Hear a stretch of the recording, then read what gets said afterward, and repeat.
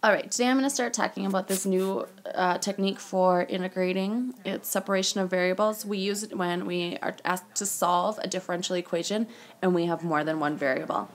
So remember that y prime is equivalent to saying dy dx. When you're using separation of variables, I feel like it is easier to use it in the form dy dx instead of y prime, so you'll often see me changing anything with a prime to this form here.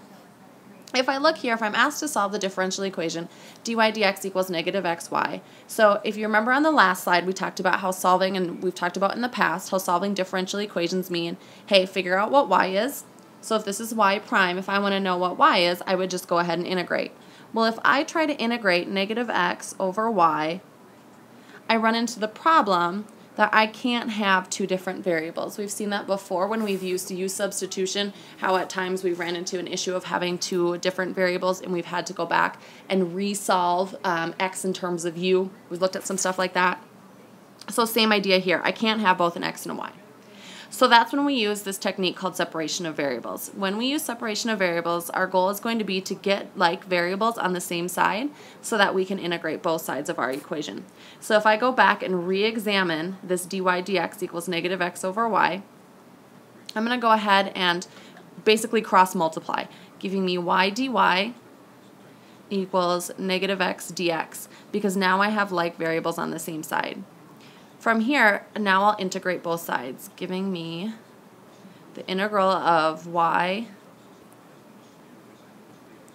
dy equals the integral of negative x dx. And now I have each of my equations in terms of one variable. So going ahead and integrating, the integral of y with respect to y becomes 1/2 y squared plus some constant. I'm going to call it c1, and we'll look at y in a moment.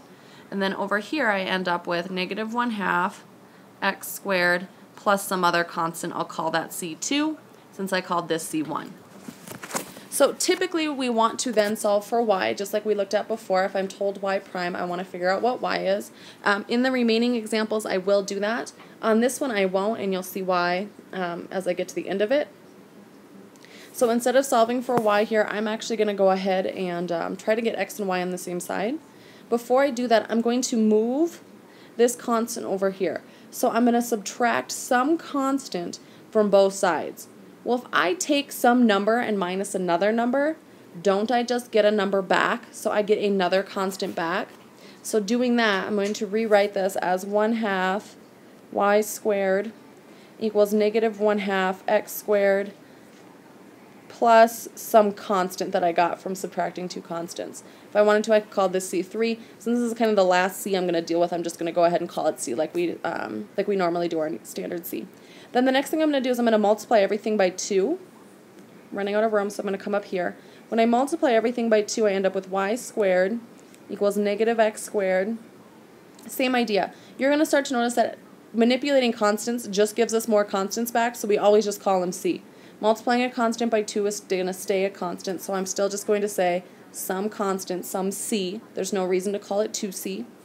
I'm going to add x squared to both sides, giving me x squared plus y squared equals c.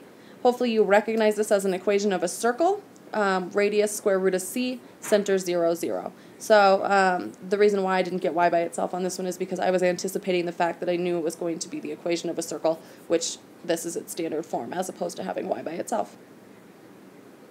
That is using separation of variables. I have a couple more examples I want to look at using the same technique. I think I have 4 total. In example 2, y prime equals 3x squared over y. If I wanted to solve this differential equation, I'm going to go ahead and I'm going to call this dy dx equals 3x squared over y. I will cross multiply because again I want to get my variables on the same side, giving me y dy equals 3x squared dx. From here I can integrate both sides, so I'm going to go ahead and just draw my integral on because I didn't leave myself very much room.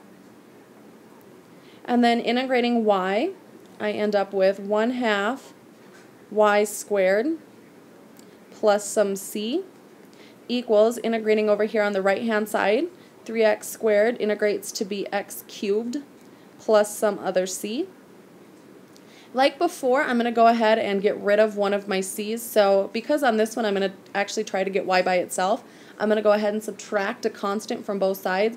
Remember that subtracting a constant from a given constant is just going to be another constant, giving me 1/2 y squared equals x cubed plus some c. Because we are always going to run into the situation where we want to put our constants only on one side, from this point on I'm going to stop writing c1 and c2, and I'm just going to go ahead and add a constant to one side.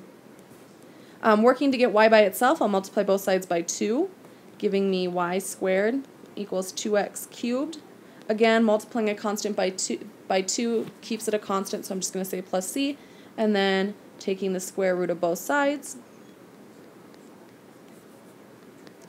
I end up with the square root of 2x cubed plus c as my solution to this differential equation. Looking at another example, I have example number 3 here where I'm finding the general solution, and again all of these I'm finding the general solution. Remember, the general solution means that I have that plus c. We will look in the next video on how to find particular solutions.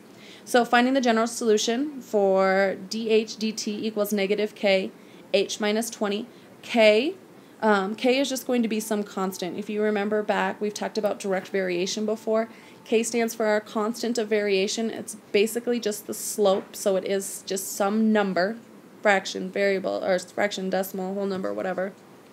So if I want to find solutions to this, I'm going to go ahead and try to get all my h's on one side and all my k's on the other side. So I'm going to go ahead and I could distribute that k in, but I would rather just divide by h minus 20 on both sides, and at the same time multiply by dt. Because then I get 1 over h minus 20 dh equals negative k dt. And since k is just some number, it really doesn't matter which side k is on. If you think about it, when I integrate, it's just going to integrate to be negative k times either h if I leave it on this side or t if I leave it on this side. So I'm leaving it on this side. I'm going to go ahead and integrate over here. I notice that in order to integrate this, I'm going to have to let u equal h minus 20 using a little bit of u substitution. And then du dh equals 1. So du is just dh. So I can put du in place of dh. I can put u in place of h minus 20. And my new integral becomes the integral of 1 over u du. I should use an arrow here, equals the integral of negative k dt. I'm ready to integrate. I get ln absolute value of u, which I know is h minus 20. Again, I'm not going to add the plus c, I'm just going to add it to one side, equals negative k t plus c. If I wanted to solve this for h, since I had h prime up here, solving this for h, if you remember back from trigonometry, we learned how we can solve these types of problems by possibly changing them to exponential form. So I am going to take my base e, raise it to the negative k t plus c, and that will all be equal to h minus 20.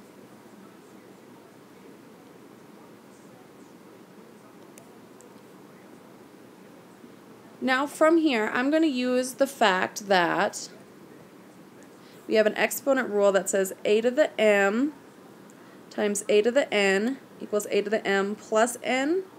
I'm going to go backwards. I am starting with this a to the m plus n. I have e to the negative kt plus c. If I change it to multiplication, that's going to give me e, because it doesn't matter what order I multiply in, so I'm going to say e to the c times e to the negative kt. I can go ahead and drop my absolute value bars since this is exponential functions, so if you think about exponential and what they look like, they do not get negative. So then e to the c is just e raised to some number, which once again is just going to be some constant. So if it's just some constant, I can say that I have c times e to the negative kt. I can go ahead and add the 20 to both sides, and I have solved for h. That will be my solution to this particular differential equation. And then looking at one final example. Once again, I want to find the general solution to this differential equation, dp dt equals p plus 4. On first thought, you might think, hey, I'll just subtract a p and multiply by dt, and then that would give me dp minus p equals 4 dt. The problem with this is, how do I integrate dp minus p? I have to have some kind of multiplication here. So that is not going to work. So instead, what if I tried dividing both sides by p plus 4? Then that would give me 1 over p plus 4 dp over dt equals 1. Well, now I have my p on the same side. I have multiplication there. I can also multiply both sides by dt to move the dt over here, giving me 1 over p plus 4 times dp equals dt. And now I'm able to go ahead and integrate both sides since I have separated my variables. Doing that, once again I have this p plus 4 on the bottom that I want to go ahead and use that u substitution for. So I'll let u equal p plus 4, and then du dp equals 1, and du just equals dp. So I can go ahead and put u in for p plus 4 and du in for dp, giving me the integral of 1 over u du equal to the integral of dt. Actually integrating, I get ln absolute value of u, which was p plus 4. Again, I'm going to put the c just on one side. The integral of dt becomes t plus c. And if I now want to solve this for p, I'm going to go ahead and switch to exponential form. So base e to the t plus c equals p plus 4. I can drop my absolute value bars.